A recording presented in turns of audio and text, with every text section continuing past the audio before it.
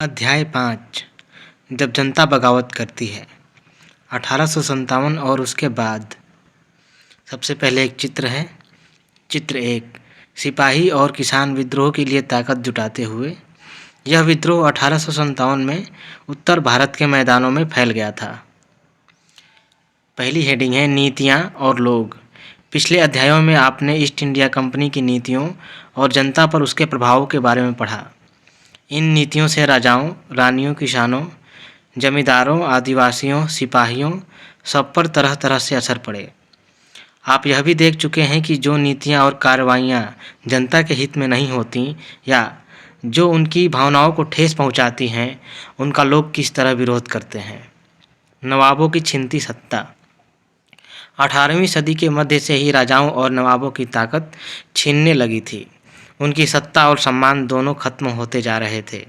बहुत सारे दरबारों में रेजिडेंट तैनात कर दिए गए थे। स्थानीय शासकों की स्वतंत्रता घटती जा रही थी। उनकी सेनाओं को भंग कर दिया गया था। उनके राजस्व वसूली के अधिकार व इलाके एक एक करके छीने जा रहे थे। बहुत सारे स्थानीय शासकों ने अपने हितों की रक्षा के लिए कंपनी के साथ बातचीत भी की। उदाहरण के लिए झांसी की रानी लक्ष्मीबाई चाहती थीं कि कंपनी उनके पति की मृत्यु के बाद उनके गोद लिए हुए बेटे को राजा मान ले।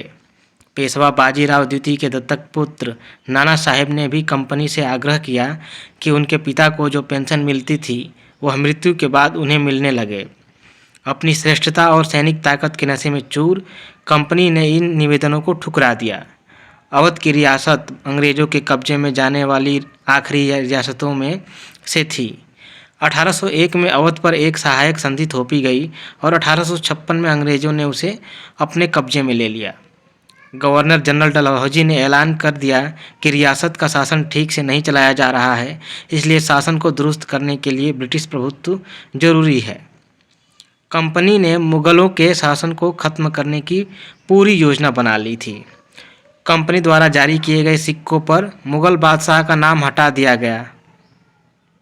1849 में गवर्नर जनरल डलहौजी ने ऐलान किया कि बहादुर शाह जफर की मृत्यु के बाद बादशाह के परिवार को लाल किले से निकालकर उसे दिल्ली में कहीं और बसाया जाएगा।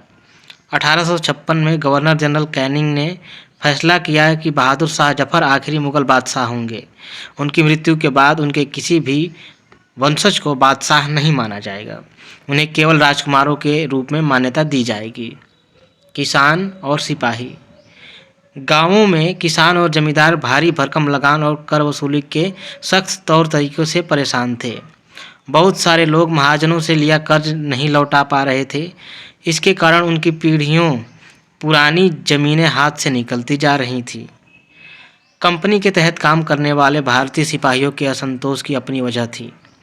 वे अपने वेतन, भत्तों और सेवा शर्तों के कारण परेशान थे। कई नए नियम उनकी धार्मिक भावनाओं और आस्थाओं को ठेस पहुंचाते थे।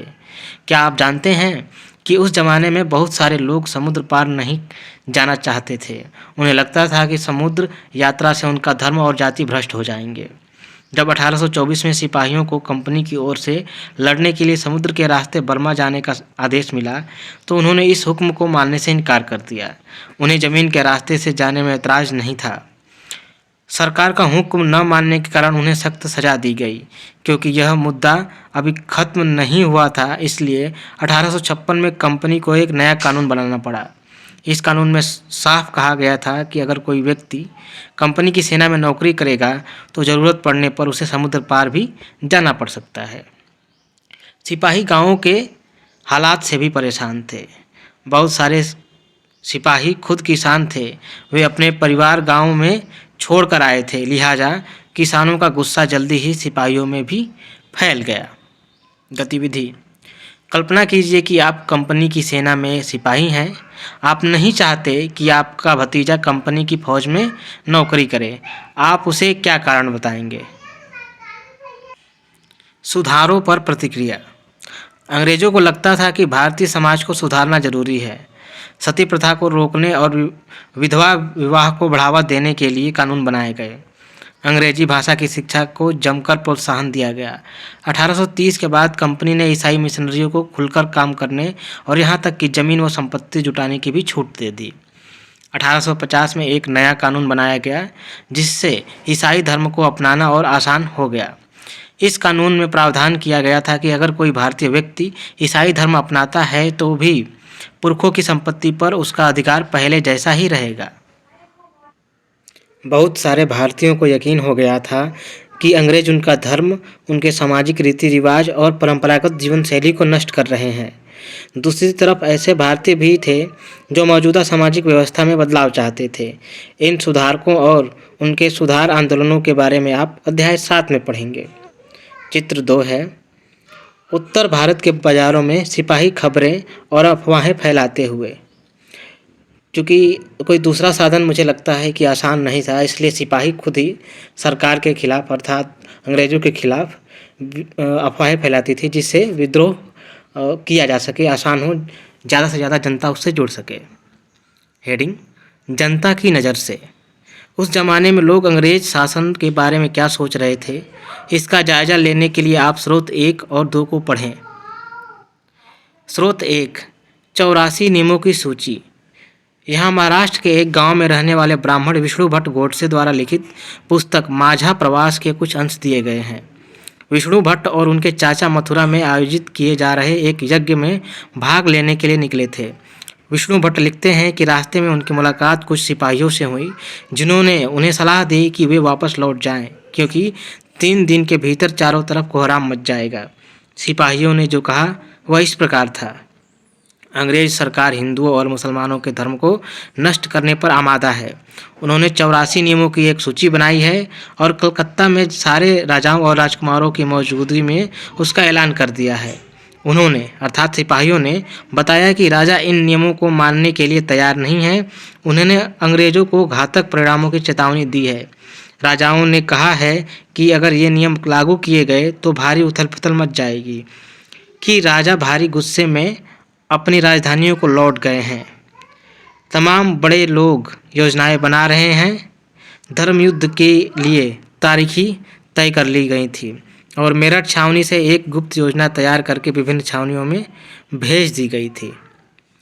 दूसरा स्रोत है: जल्दी ही हर टुकड़ी में उत्तेजना छा गई। उस दौर की एक और झलक सूबेदार सीताराम पांडे के संस्मरणों में मिलती है। सीताराम पांडे को 1812 में बंगाल नेटिव आर्मी में सिपाही के तौर पर भर्ती किया गया था। उन्होंने 48 साल तक नौकरी की और 1860 में सेवानिवृत्त हुए। उन्होंने बगावत को दबाने में अंग्रेज़ों की मदद की। हालांकि उनका बेटा भी विद्रोहियों के साथ था और अंग्रेज़ों ने उसे सीताराम की आंखों के सामने ही मार डाला था। अपने सेवानिवृत्ति के बाद उनके कमान अफसर नॉरगेट ने उन्हें अपने संस्मरण लिखने के लिए प्रेरित किया। सीताराम ने 1861 में अवधी भाषा में अपने संस्मरण लिखे जिनका नॉरगेट ने अंग्रेजी में अनुवाद किया और फ्रॉम सिपाही टू सूबेदार, सिपाही से सूबेदार तक के नाम से प्रकाशित करवाया। सीताराम पांडे के संस्मरणों का एक अंश इस प्रकार था: मेरा मानना है कि अवध पर हुए कब्जे से सिपाहियों के भीतर गहरा अविश्वास भर गया था और वे सरकार के खिलाफ साजिशें रचने लगे थे। अवध के नवाब और दिल्ली बादशाह के नुमाइंदों को सेना की नब्ज जानने के लिए पूरे भारत में भेज दिया गया। उन्होंने सिपाहियों की भावनाओं को और हवा दी।